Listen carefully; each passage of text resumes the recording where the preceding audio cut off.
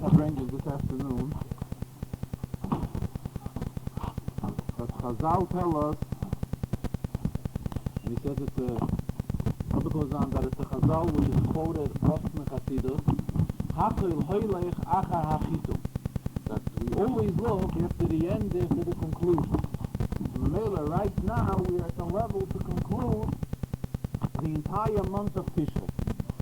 Because the month of Tishrei is stressed many times, the Rebbe goes on, and stressed very strongly by the Friedrich Rebbe and his Mamorim. Friedrich Rebbe tells us that the month of Tishrei is a month that gives us Koyach and Avodas Hashem for the entire year.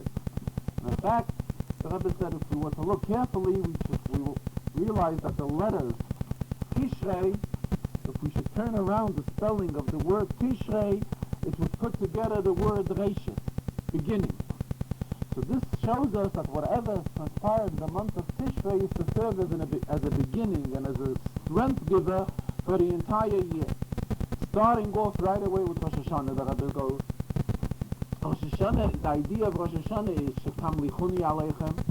In other words, we accept HaKadosh Baruch Hu as a melech, as a ruler on us, which is the idea of Kabbalah Soil.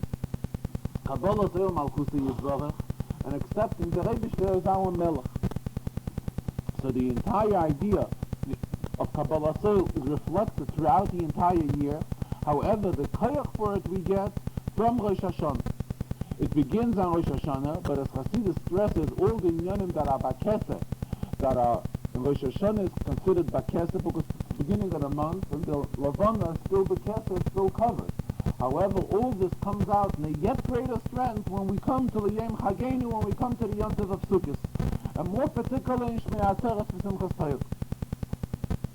Much more particular is the idea of Shabbos Bereshit. And Shabbos Bereshit, which we have also passed, we've also gone through already Shabbos Bereshit, which the idea of Bereshit is, again, the same idea Reishis, the same idea beginning. The idea of Shabbos Bereshit is also to give strength into the entire year.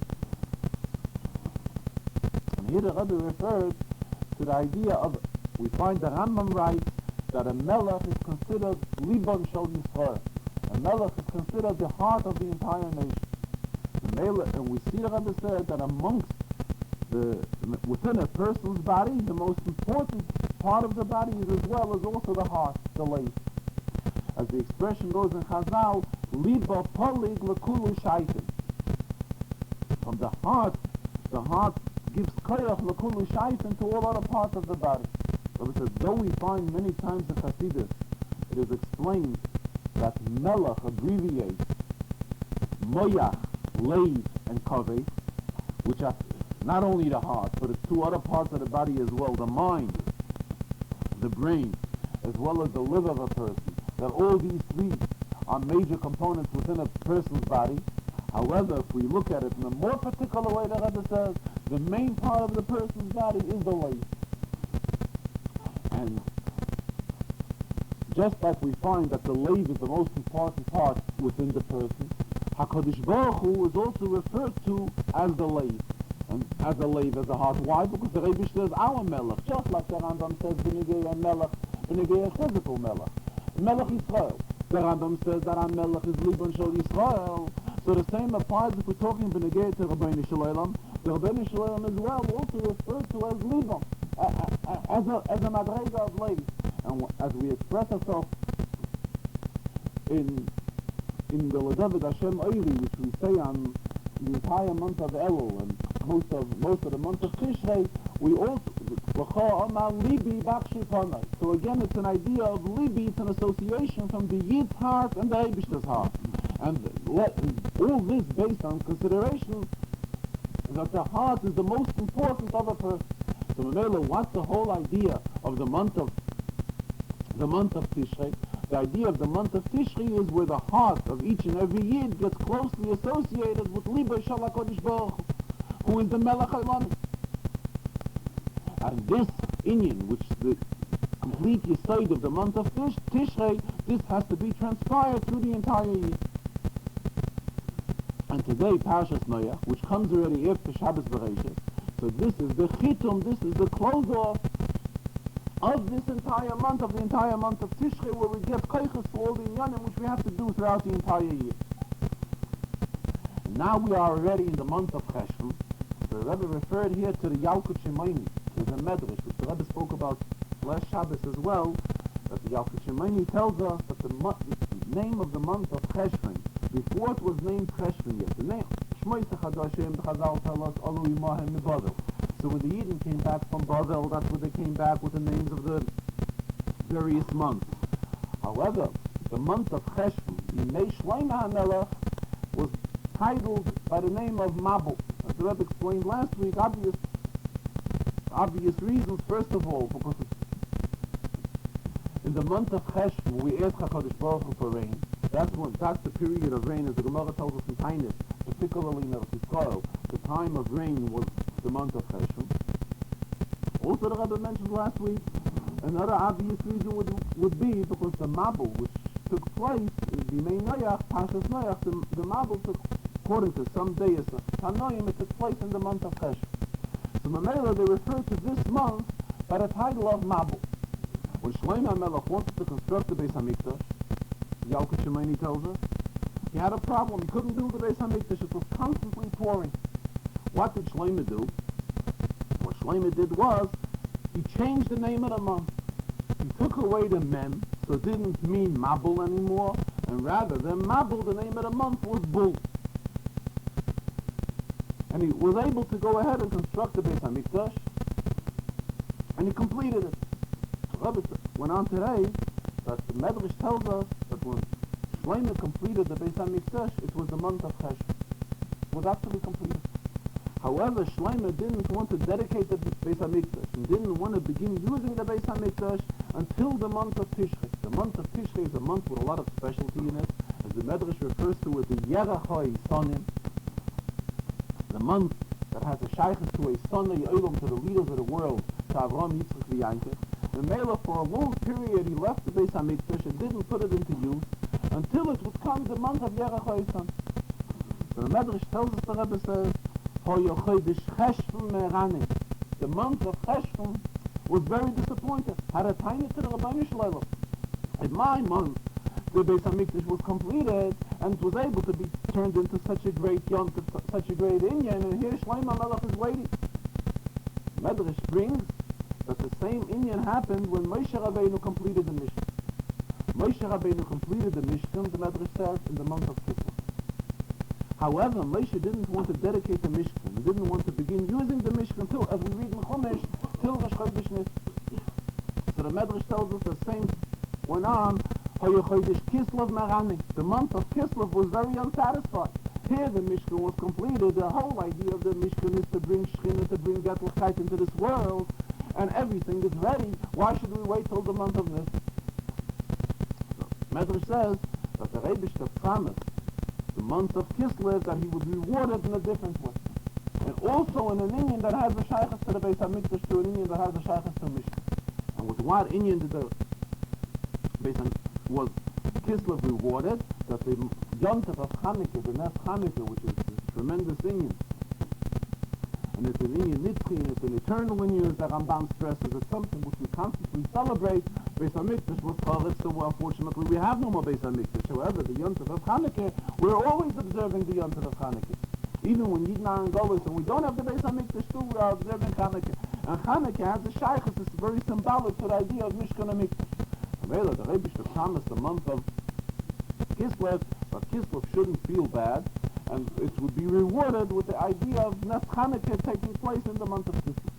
The same the Yalkut Shemaini goes on, is Benegei the month of Cheshvan, being that Cheshvan was unsatisfied, that the Beis HaMikdash was already complete. Why should we wait that long? Cheshvan was worthy, obviously, to have such a great yontif, such a great celebration in the month of Cheshvan, and here Shlomo went ahead and postponed it. So the Medrash says that the Rabbeinu Shlomo promised Cheshvan that the Geula will take place in the month of Cheshvan. The Rebbe said, concluded, that Cheshvan is a month that has that's extremely suitable for the inyan of Geula. If only all other inyanim should be proper, it means that we are now at the beginning of a month which is most appropriate for the inyan of Geula. Then the Rebbe went on talking in continuation to the Farbrengen, which took place in the middle of this week. And in the middle of this week, the Rebbe spoke that the Farbrengen, the reason of the Farbrengen of this week was a Tzeitzchem Risholim, was a Nesibas Preda to all the Oichem that were here and are going back. Everyone is going back to their areas, to their places and countries, cities. The Rebbe tied it in with what the Gemara says, Al Yipoter Oda Mechaveiroi Ela Metoich Dvar Alach. Gemara says that when two people part from each other, how is the most appropriate way for two Yidden to gesegnen sich, for two Yidden to leave one another? The Gemara tells us, Chazal tell us, that the most appropriate way is Metoich Dvar Alach. The Rebbe explained it today. Now is the time of Yipoter Oda Mechaver. In other words, it's after the month of Tishrei, it's after the month of all the Yom Tovim that we've all spent together, and everyone is going back to the regular routine work. The Rebbe says in Lubavitch there was a custom that Motzoi, Simchas Torah, they would call out, they would announce, the Yankov Holach L'Darkei. It means that all the Yom Tovim have already passed, and it's time to get back to the regular work, to the regular routine of the year. The Rebbe says that mostly it was customary to call this out on Mitzvah Simchas Torah. And there were times when the same announcements would have been made, not only Mitzvah Simchas Torah, but Mitzvah Yom Kippur as well. But what we do derive from this idea is that after Simchas Torah and after we have gotten all these hashpoyas which the month of Tishrei gives us, as the Rebbe explained earlier, now it's the time for everyone to go back to regular work, to regular routine. So it's a time of gesegnen sich one with another, of saying goodbye one to another. So on one hand we see, the Gemara expresses itself, Al Yipoter Oda Mechaver, that one Yid can't part from the other. Then Chazal go on, Ella, how is it possible? Mitoich Dvar Halach. If one says to each other, one says to another, Dvar Halach, and Inyan in Torah, this is the proper way for Yipoter Oda Mechaver.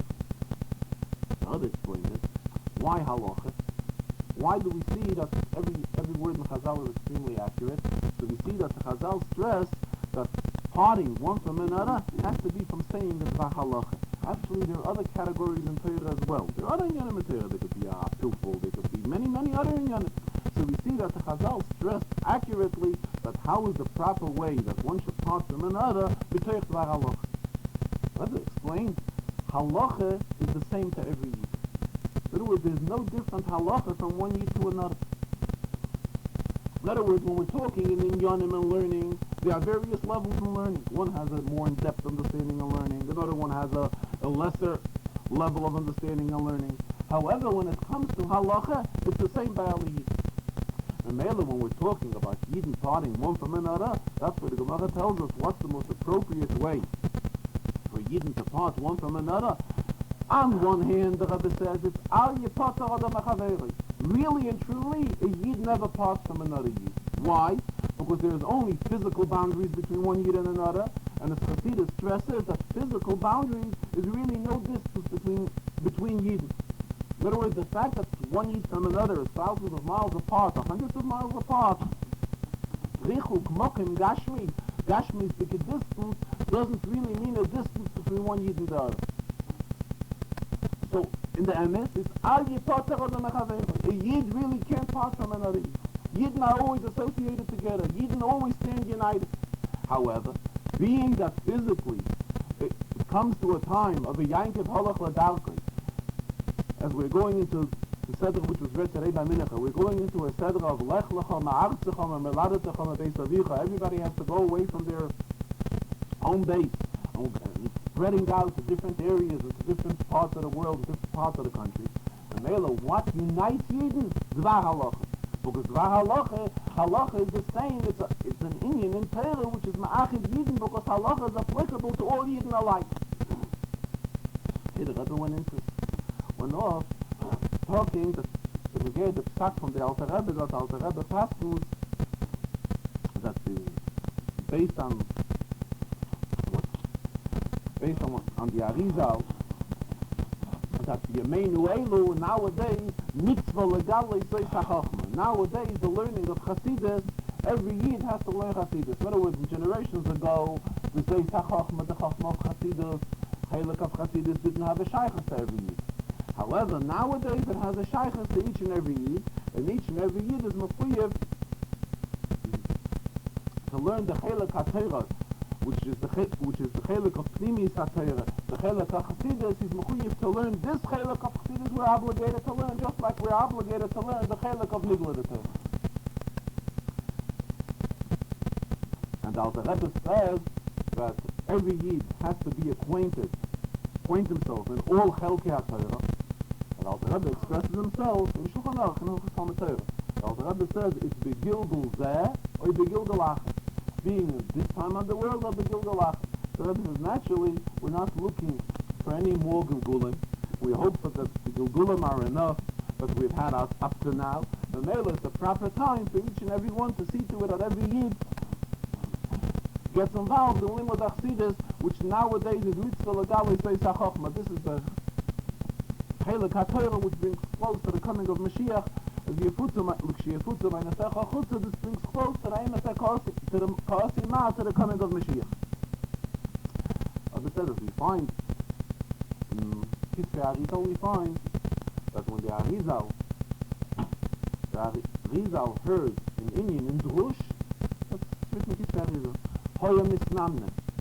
The Arizal was trembling, he was sleeping. So obviously he was asked, how come? And the Inyan in Torah said, how come he's not listening carefully, but he's trembling, he's sleeping? So he responded that his Neshama has no shaykhs to the Chelik HaDrush of Torah. That's what his response is. And mainly he doesn't have to listen that carefully, because that's why he permitted himself to not to give it the full attention, but Hoya Misnamne, he was trembling. Rebbe explains, so here already we see that a person like the Arizal should express himself that he has no shaykhs to a certain Chelik in Torah.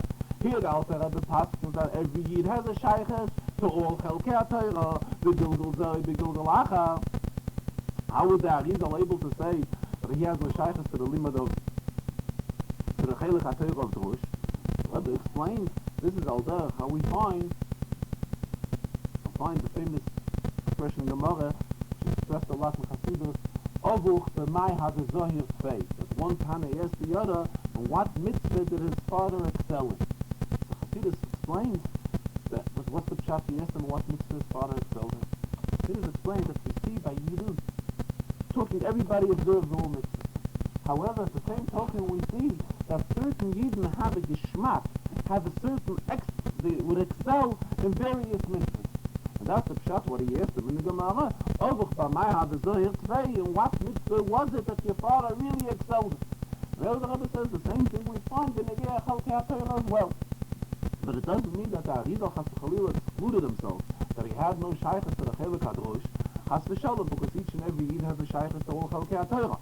What it means was that the Arizal felt that if his shaykhs to the Drush, Arizal saw his shaykhs Nishanim, and maybe he knew to what Chelkei HaTorah he would be shaykh, and maybe he expressed himself that his shaykhs to Drush is not as it is to other Chalakim and Torah.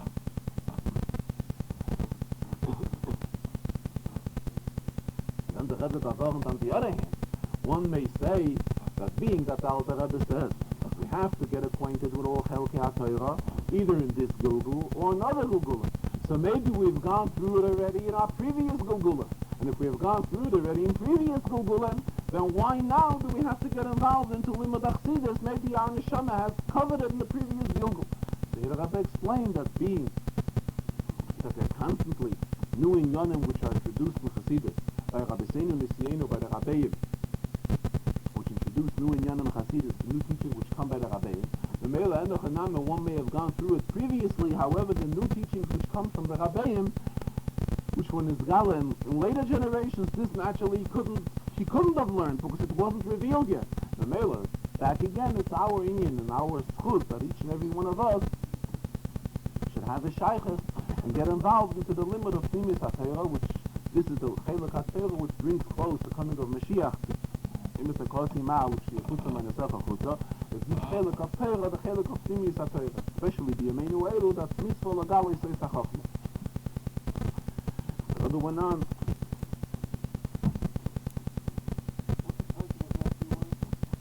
Mitzvah Legalei Zeis HaChochma. In these generations, the quotation from the Arizal, that it's in our generations, it's the mitzvah to reveal the Chochma of Hasidus and spread it.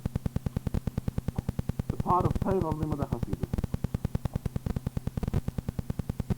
Here the Rebbe concluded again with the Lech Lecha Ma'artzecha Me'Meladetecha Me'Beis Avicha Alamokem La'oretz Asher Areka.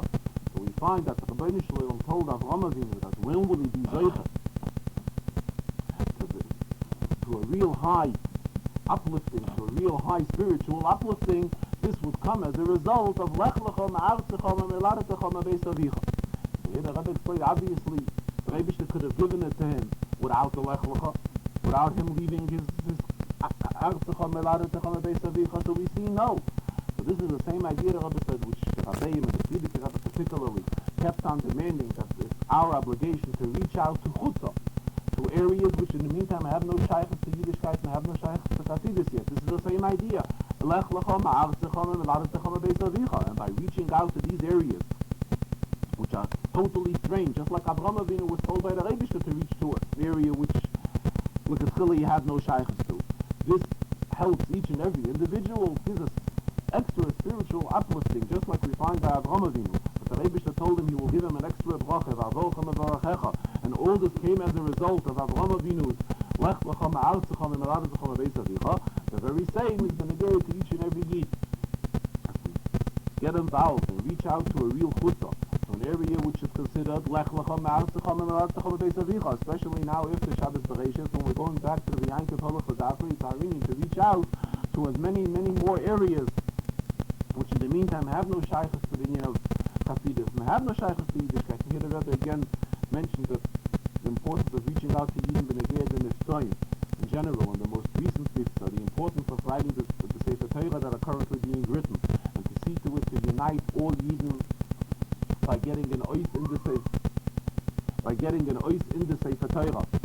This is a tremendous union of achdus amongst Yidden, that each and every Jew who is getting an ois in the Sefer Torah is being united with the other several 100,000 Yidden who also have oisies in the Sefer Torah. And the Rebbe the Kodesh learned a Zohar in this week's Chazarah, commentary of his father, Yitzchak on the Zohar. The Zohar in this week's Chazarah, the Zohar explains that we find in Tehillim two different type of expressions by David HaMelech. We find one kind of an expression by David HaMelech is an expression with David Mizmor. Many kapitlos in Tehillim begin with the beginning of the David Mizmor. Other kapitlos in Tehillim begin with Mizmor LeDavid. So the Zohar explains what's the difference, whether the kapitel Tehillim would begin with the David Mizmor or would begin Mizmor LeDavid. Zohar interprets it. This week said in Parshas Noach that when the kapitel begins with David Mizmor, it means that David HaMelech first had the Ruach HaKodesh on him, and then he began to praise the Rebbe. That's what the Zohar says. However, Mizmor LeDavid means first he had the Ruach HaKodesh on him, he was uplifted into a level of Ruach HaKodesh, and then he went on to be Mizamet. That's the LeDavid Mizmor. However, when the kapitel begins Mizmor LeDavid, it's the opposite. It means first he would begin to be Mizamet El Hashem, he would begin praising HaKadosh Baruch Hu, saying praise to the Eibishter, and later he would get so involved that the Ruach HaKodesh would begin resting him. So the Rebbe pointed out that this interpretation of the Zohar is contradictory to the Gemara. Gemara in Psachim says Punkt Verkehr. Gemara at the end of the Sechta Psachim, the last parak of Psachim, says Mamish the opposite, as it's explained in the Zohar.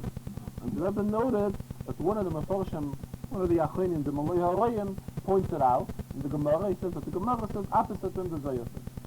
However, the Rebbe got into a length explanation, but which in the Kudah was, the Rebbe said the Gemara uses the expression Shechina. Zohar uses the expression Ruach HaKodesh. Mele the Rebbe says Shechina means a general terminology of the Shechina of HaKadosh Baruch Hu resting on David HaMelech. Ruach HaKodesh is already a more particular level. Not only is it more particular, but when we're talking Ruach HaKodesh, in comparison to the level of Shechina Shluya, Ruach HaKodesh is a much higher Madrega. So the Rebbe went on to explain that it's really no stira. The Gemara is talking in a level of Shechina Shayra, Shechina Shluya, whether the Shechina would be coming first on David HaMelech, or did he begin with David Mizmor, or Mizmor with David. The Gemara is talking about a lower level of David's being uplifted when he was beginning praise to the Eibishter. However, when we're talking in the Zohar, the Rebbe goes on, in Zohar we're talking Ruach HaKodesh Sharia. It's a completely different level. It's a level of Ruach HaKodesh, and there the Zohar is ausgehalten. But when David would begin first with the word with David Mizmor, he would have the Ruach HaKodesh on him before he would begin praising the Eibishter. However, the contrary would mean that later, first he began the praise, and later he got the Ruach HaKodesh on him. However, the level of Shechina was always on him, in accordance to the Zohar. The Rebbe also explained a Rashi in this week's Chazarah, and as an introduction to the Rashi, the Rebbe said it would be most appropriate to learn this Rashi in this week's Chazarah, as we're constantly stressing, the Rebbe says, the importance of Achdus, the importance of unity, and the importance of Avos Yisrael. And Mela, this is a Rashi which also deals with these inyonim. And the Rashi is in Kapitel Yud Aleph in this week's Sedra. It's Erste Shvi. It's Pasuk Ches and Pasuk Tes. It's talking about the Deir HaFloba. As the Rebbe got into this, to learn this Rashi, which is a Rashi which deals with inyonim that retain Avos Yisrael and Achdus and unity, the Rebbe found it appropriate again to talk about the situation in Eretz Yisrael. We all know the Rebbe's opinion in Eretz Yisrael, but the Rebbe kept on stressing some Chazarah, and prior to that Eretz Yisrael is a holy land, Eretz HaKodesh, as it is called, a holy land, and he says even Goyim also realize that it is an Eretz HaKodesh. The Mele, the Rebbe said, the people that live in Eretz Yisrael are considered, the Rebbe expressed himself today, holy people, if they live in a holy land. The Mele, the attitude there is supposed to be in accordance as it's most befitting for an Eretz HaKodesh. The Rebbe cited several examples. He says, first of all, the Rebbe says, the Rebbe spoke about the situation of Shabbos in Eretz Yisrael. The Rebbe says it goes back to many years ago. It goes back into the 50s, in fact. And at that time, Eretz Yisrael had their own boats, their own carriers, the Zimlon. And the Rebbe said at that time he was begging they should stop running the lines on Shabbos. It's open question of Chilul Shabbos. Because it took quite a long time, and the boats were running. The Rebbe says it's a klal yedua that a yid cannot enjoy money which was earned on Shabbos. The Rebbe said, what difference is it? And it's obvious, the Rebbe says. If a person should earn $120 and have to take $20 of it and go spend it at the doctor, or if a person has an opportunity to earn $100, he's stuck earning $20 less.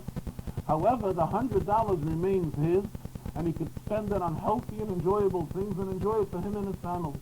Naturally, any person who's only normal, the Rebbe says, would select the second choice of earning only $100 and avoiding to spend a part of his income and a part of his haravanya to have to go with himself or one of the members of his family and spend part of his income at the doctor.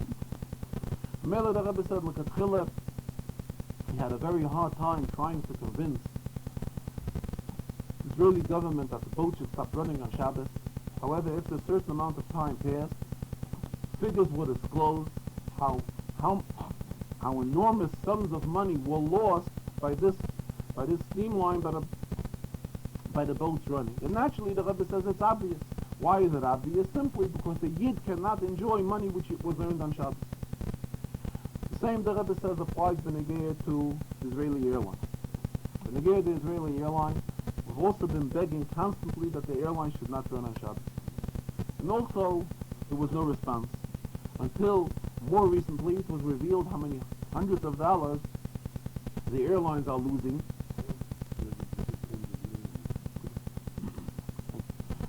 How enormous sums of money the airlines are losing all because they're running on Shabbos. The Rebbe says one shouldn't sit back and say if they wouldn't run on Shabbos, the loss would be yet bigger because they're not traveling on Shabbos, so the income would be yet a smaller one. So the Rebbe says it is definitely not so. Because the fact is, this is the fact that the Negeya a Yid's income cannot be built on an income from Shabbos. The Rebbe cited, you can go on and cite many examples of many factories and many mifalim in Eretz Yisrael, which were run on Shabbos, but when it came to the bottom line and figures what is closed, figures show that all these enterprises have lost money. The Rebbe is talking very strongly that the time has come already that it should be obvious and be realized that the Negei, a Yid's income cannot come, a Yid cannot gain money, and a Yid cannot gain prosperity from working on Shabbos. Rebbe cited an example where a Yid lost his job in Eretz Yisrael where he didn't want to work on Shabbos. So, and asked me, the person who was active in communal work went and wanted to help this individual Jew and went to a specific Chazarah and wanted to get help for this person that he should get back his position. So what resulted was that this person got this activist got a sum of money. Got a sum of money that Rebbe went on for his yeshiva, for his institution, and in order he should keep quiet and not make noise. And the Rebbe says these sums of money, again, though they go for yeshivas, and they're given for yeshivas, however, this is what the Torah considers sheichat. This is what the Torah refers to as a bribe. In other words, when we are given a Rosh Yeshiva or an individual group or anyone who is given money, and the intention of the money is not the cause, but the intention of the money is to keep him quiet and he shouldn't make noise about things that are going wrong when you get Yiddishkeit. This type of money, the Rebbe says, is definitely funds that can be referred to no different than sheichat. This is bribe. This is what the Torah refers to by bribe. The Rebbe cited many examples from the Farbrengen. He spoke about it with a lot of heartsveitig, with a lot of pain. Another example the Rebbe spoke about, the Rebbe says, Israeli government is interested in Aliyah. And they spend a lot of money and do a lot of things, go out of their way very strongly to convince people to be Olet Eretz Yisrael. Spoke about a case where a meeting for Aliyah was set up on a Friday night. The Shaliach of Aliyah, who came from Eretz Yisrael, and he was supposed to speak to convince the people and get them motivated to go to Eretz Yisrael, was walking around at this meeting with a cigarette in his hand on Friday night. So the people present at the meeting were no tremendous lumpen. However, there are people that are the basics of Yiddishkeit they know. And especially not only when we're talking about basics, we're talking about inyanim which are mefurish in the Aseres HaDibros. Rebbe says Aseres HaDibros is something which even the Goyim also knows. And the Goyim also know that the Yidden have a day of rest, which is the day of Shabbos. Rebbe says the Goyim have taken their day of rest and changed it from Shabbos to Sunday. However, everybody knows, Yidden and Goyim are like Lahavdul, that the Yid's day of rest is when is a day of rest which is only on Shabbos. And as far as our day of rest is concerned, we are not allowed to smoke on Shabbos. And Rebbe said that it's unreal how the government just does not realize how much harm and how detrimental all this is to them, that when a meeting for an Aliyah is made, it's made on no other date than on a Friday night. And above that, the person who is sent and he's supposed to organize this thing and see to it that people should be convinced to go to Eretz Yisrael, this person has the chutzpah that on such a meeting on a Friday night in front of Yidden walks around with a cigarette in his hand. Furthermore, the Rebbe says, the main problem lies that quotations are taken out of Torah, but the quotations are incomplete. Very famous one is Shalach es Ami, the famous quotation which is used to get the Jews out of Russia. However, the Rebbe says there is one more word to this Shalach es Ami, which is a quotation from the pasuk. Shalach es Ami is let my people go. This is a saying which Moshe Rabbeinu used to Paro. The Rebbe says, but when Moshe Rabbeinu said this to Paro, he added on one more word, V'yavduni, so they should be able to serve me, to serve Hashem. The entire movement for Shalach es Ami, to get Yidden out of Russia, and get Yidden into Eretz Yisrael, and get Yidden from all corners of the world, and bring them to Eretz Yisrael, he says it's very good. However, when is it good? When it's followed by the Yavduni. It's followed with a sense of realization that Eretz Yisrael is an Eretz HaKdesha, and it's a in other words, it's a spot in the world which was chosen by the Rebbeishter, and this is an area which is most suitable for the Avduni. Rebbe also said that what they quote is, although Ha'ivd in the Eretz Ashur, V'anidoch in the Eretz Mitzrayim, something which we say in Rosh Hashanah and Kippur Davening, which means that all the Jews which were pushed away in all corners of the world will be gathered. However, how does this quotation finish? V'yishtachavu Lashem b'har HaKodesh b'Yerushalayim. That the whole idea of gathering Yidden from all over the world, Yidden from Eretz Ashur, and Nidochim be'Eretz Mitzrayim. Explain in Chassidus is that in Golus there's two types of areas. There's an area of Eretz Ashur where Yidden live in wealth, and there's an area of Nidochim be'Eretz Mitzrayim where Yidden live in poverty. The idea of Eretz Yisrael is of the Geula is to bring together all the Yidden. That the Yidden from Eretz Ashur and from Nidochim be'Eretz Mitzrayim should all be united and come where the Ishtachava Lashem b'Har HaKodesh. What's the idea of Ishtachava? What's the type we say to bow to the Rebbeishter?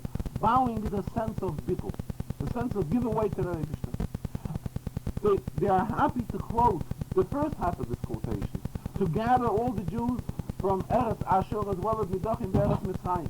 However, they totally don't believe in the latter part of the quotation, which demands a bittul for the Rebbeishter. They claim that it's a secular country, and a country where there's no demand for bittul to the Rebbeishter, and this is totally wrong.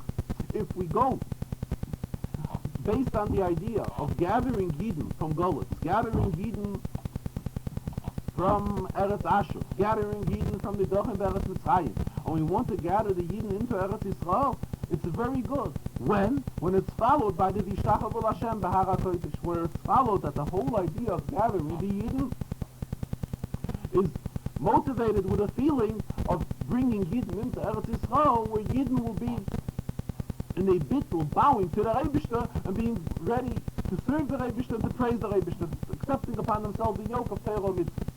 And the Rebbe spoke as well as about the peace agreement. He said a peace agreement was made, and people are happy. There are open borders between Israel and Egypt. Rebbe says if we look carefully, we will see tremendous simcha.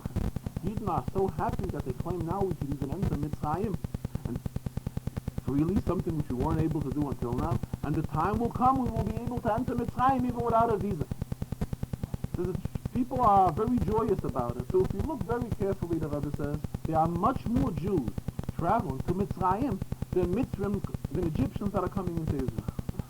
This already shows us the schwachkeit, the weakness by Yidden, that we don't feel, Rebbe kept on demanding very strongly, the Go'on Yankev. We don't have the real Jewish pride within ourselves, pride of Judaism within ourselves.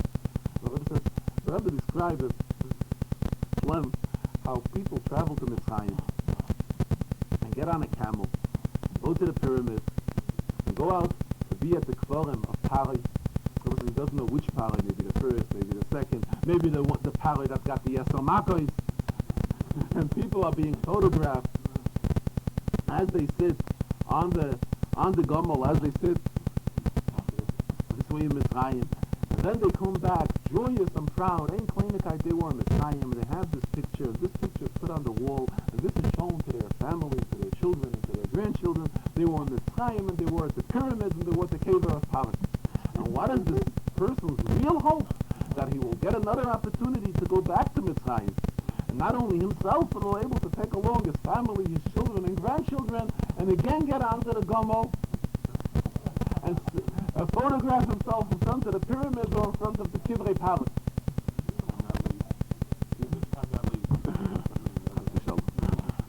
And the Rebbe said how unrealistic we are when we take these things and we think that these things really have some sort of a value, it has some sort of a meaning.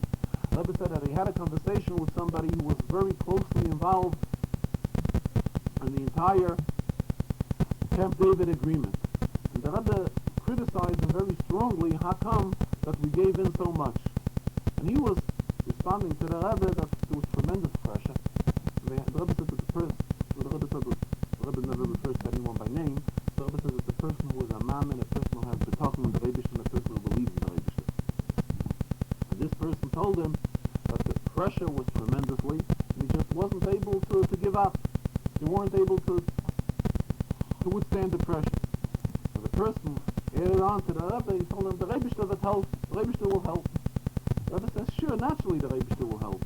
But the Rebbe gives us bechira, the Rebbe gives us choice how we are to do. And again, it's no inyan that we should give up so much of our Jewish pride, of our Goin Yankiv, the Yiddish Ishtos, where there's lachats coming from Goin. The Rebbe says, the conversation went on. The Rebbe asked him, what's going to be now? And he told the Rebbe that now there's no alternative. Now we are into negotiations. And at the most we could stall another day, another few days, a week, but ultimately we'll have to give back whatever we made up to give back. So the Rebbe again says, what's with that?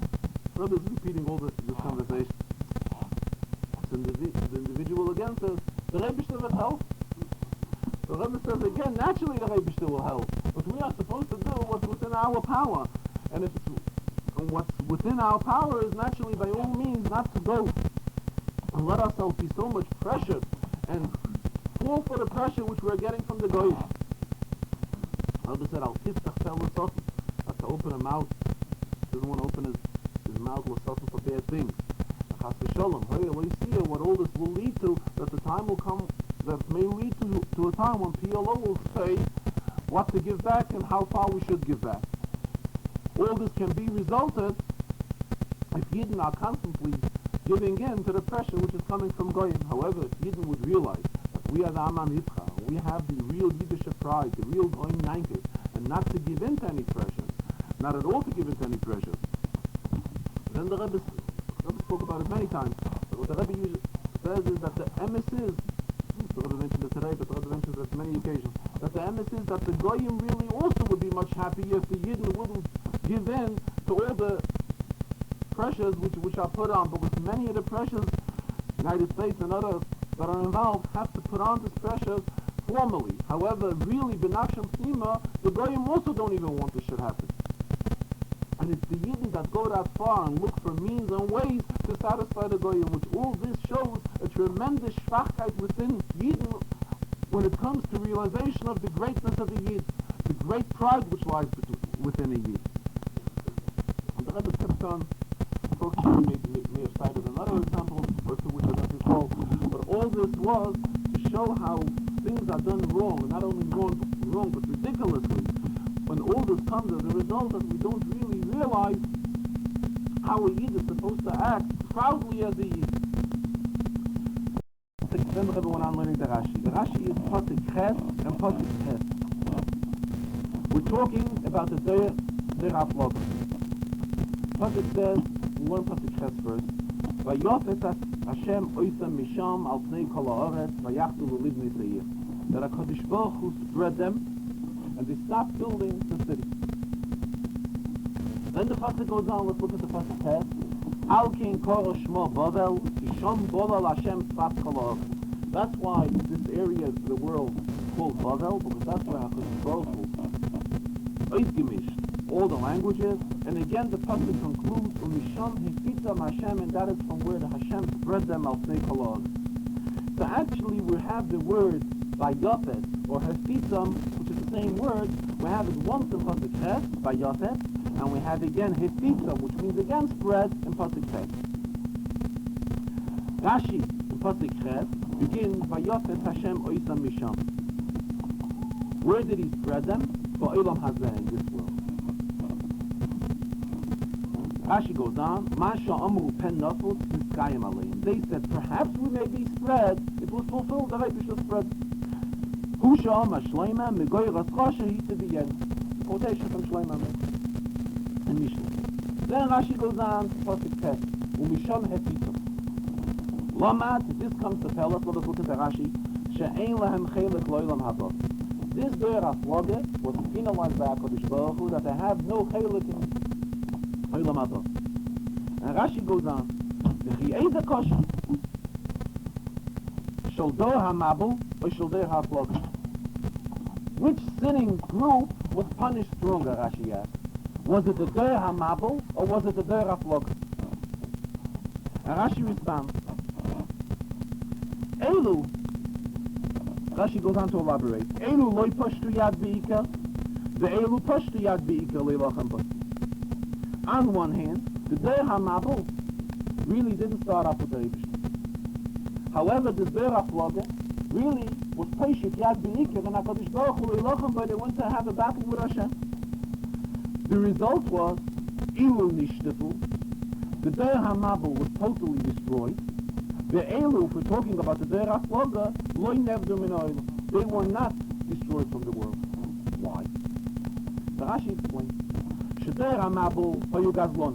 The Der HaMabel was these. V'hoisa Meriva B'neim. There was a lot of argument, a lot of quarrel amongst them. Lekach Nisavtus. That's why they were lost. However, the Elu, the Der HaFloga, Hayu Noegim Ava V'reis B'neim. There was love amongst them. Shnema Sofa Achas Advarim Achorim. They had one language, unity was prevailing amongst them. This comes to show us how bad Machloike is, and how great Shalom is. Shalom is greatly appreciated. But we see what happened here. The Der HaFloga started up with the Rebbeishter. They were begate in HaKadosh Baruch Hu, they rebelled in the Rebbeishter, and their punishment was a much easier one than the punishment of the Der HaMabel. Why? Because the Der HaMabel had no achdus, no unity amongst them. And the Rebbe ties this into a pasuk. There's a pasuk, Chibur Asabim Ephraim Hanachloi, that the Rebbe said the Negei Shevet Ephraim. Shevet Ephraim at that time was worshipping Avodah Zarah. And HaKadosh Baruch Hu says, Chibur Asabim, as long as there's a unity amongst them, Hanachloi, the Rebbe wouldn't do anything to them. This shows how much the Rebbe appreciates us. This is what Rashi says. The Rebbe says, if we look into the Rashi carefully, really, the Rebbe says, the Rashi on Pasuk Ches and the Rashi on Pasuk Tes is really one Rashi. In our Chamashim, we have it broken down. It's two separate pieces, twice the quotation from the Pasuk. The Rebbe says it is really not so. It is what he would refer to as a tuz, an error from the Bacha Hazeta. A Bacha Hazeta is an expression that means the old-time printers were referred to as a Bacha Hazeta. They would put the typesetter. Because really what Rashi is explaining, in the first Rashi on Pasuk Ches, Rashi is explaining that they were spread in Olam Hazeh. So Rashi goes on weiter to say that they were spread in Olam Hazeh, however they were not killed. It was only a spreading that they weren't left together anymore. They weren't left in one group. And all this is reason for Rashi to explain the difference between the Der HaFloga and the Der HaMabel. However, the Rebbe says if you look carefully into the text of Rashi, in Pasuk Ches, after Rashi says the word Ba'olam Hazeh, that HaKadosh Baruch Hu spread them in Olam Hazeh, from the word Masha Amru till the end of the Rashi, this is like a parenthesis. This is a minor hamluzga. This is something which is really not negated to the pirush. This is just Rashi is giving us a fill-in. They suspected to say 10 nafels, so this was fulfilled. Which is a side in you which is not negated to pshat. Really, we could learn the Rashi if the Rashi says Vayofet Hashem Oizem Misham that HaKadosh Baruch Hu spread them Ba'olam Hazeh, and go on right away to Pasuk Tes to say that Ba'olam Hazeh they were spread. However, Ba'olam Haba, however, they were not killed. This is how the Rebbe is learning Pshat in these two Rashi. Question, however, arises, the Rebbe says, we know every word is extremely accurate. We see Rashi uses an expression that Rashi and Pasuk says, Eilu nishtafu, the Eilu loy nevdu min ha'olam. Rashi is discussing the difference, why the Der HaMabel was killed. However, the Der HaFloga was left alive. Rashi uses two expressions. Rashi uses an expression, nishtafu, which also means the idea they were wiped out. Nevdu min ha'olam means the same idea. Be lost from the world, to be wiped out. What is the difference of expression in Rashi? When does Rashi use the word nishtaf? And when does Rashi use the word nevdu min ha'olam? Furthermore, the Rebbe says, if we look carefully into the Rashi, Der HaMabel, the Rashi says, Hoyu Gazlon. There were thieves. V'hoisa meziva b'neim. There was a quarrel amongst them. Who's talking here about quarrel? I mean, what? All the pasuk is telling us that there were chamas, there was a lot of roif, there was a lot of geneva. If we look at the beginning of Parshas Noach, where we read the crimes of the Zer HaMabul, the pasuk there tells us that there was a lot of, what was the major crime of the Zer HaMabul? Geneva and Gzeilah. Rashi adds on the word, Poisa Meriva B'neim, there was a lot of quarrel amongst them. And when Rashi concludes, he takes out of this whole difference between Zer HaMabul and Zer HaFloga, Lamadita, Shastani HaMachleikis B'God L'Hashol. Rebbe says, not wasting time, so the Rebbe explains it very briefly. And it says, basically, what leads to Geneva and Gzeilah? Meriva, Machleikis. Remember, if we read in the beginning of today's Chazarah, that the Zer HaMabul was full of chamas, was full of Geneva. Why were they full of Geneva? Because there was Machleikis among them. So Memele, when Rashi says, Zer HaMabul hoyu gazlonim, v'hoysa meriva b'neim, what led to the fact that there should be gazlonim? What led to the fact there should be thieves and steal one from another was the fact that they weren't getting along one with another. Because when one gets along with another, well, naturally there's no Gzeil and Geneva amongst them. So the pshat is the Rebbe says that what the Zer HaMabul was lacking, they were lacking the entire realization in the kavanah of B'riyas Ha'olam. HaKadosh Baruch Hu wanted to create a world that peace should prevail on the world, that people should get along one with another and should live b'shalom v'shalom. And this is what the Zer HaMabul was lacking.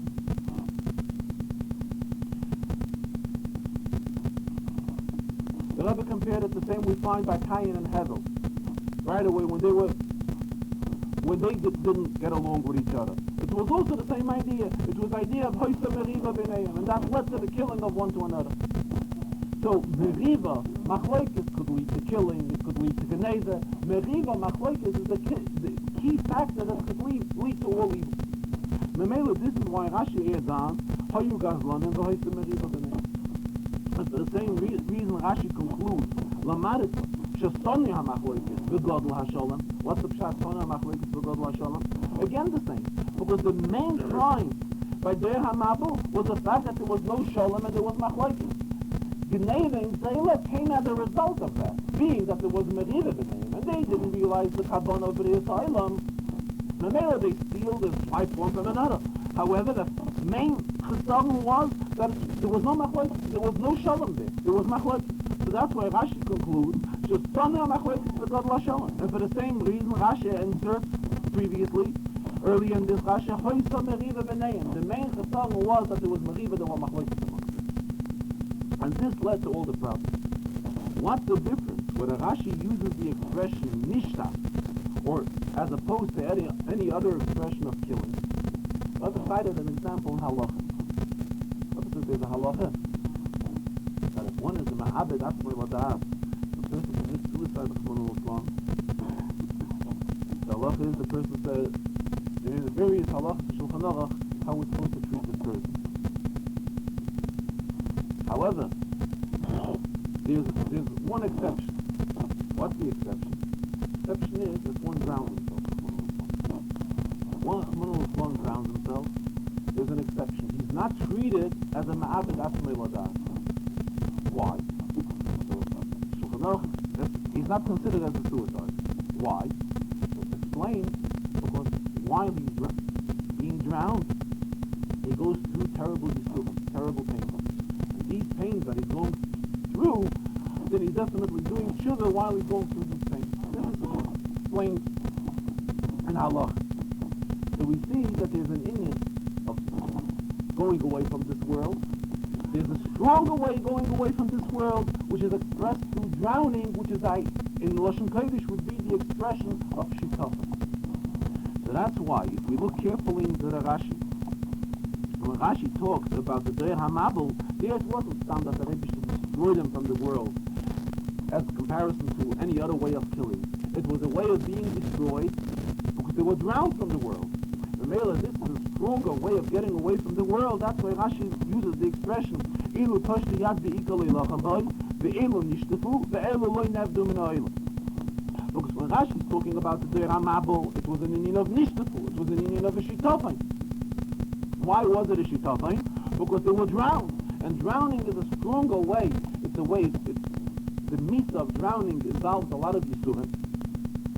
many more Yisurim than regularly Lihi Obed Min Ha'olam. So that is why Rashi is using a different type of an expression. Rashi is using an expression Nishtafu. However, as opposed to the Deir HaFlaka, Ilu Loi Nevdu Min Ha'olam, they were not taken away from this world by any other way. In other words, HaKadosh Baruch Hu did not kill them. Why? All this comes to show the greatness of us. As Rashi concludes, so again, the reason the Rebbe learned this Rashi is because it's another way of stressing the greatness of unity. This is the Inyan which the Rebbe says he's talking about recently at many occasions, so we find that again in this week's Chazarah, how Rashi stresses the greatness of Achdus and the contrary, what can be achieved, Chas v'Shalom, by the opposite of Achdus, how Machloikis is hated, however Shalom is God, Shalom is great.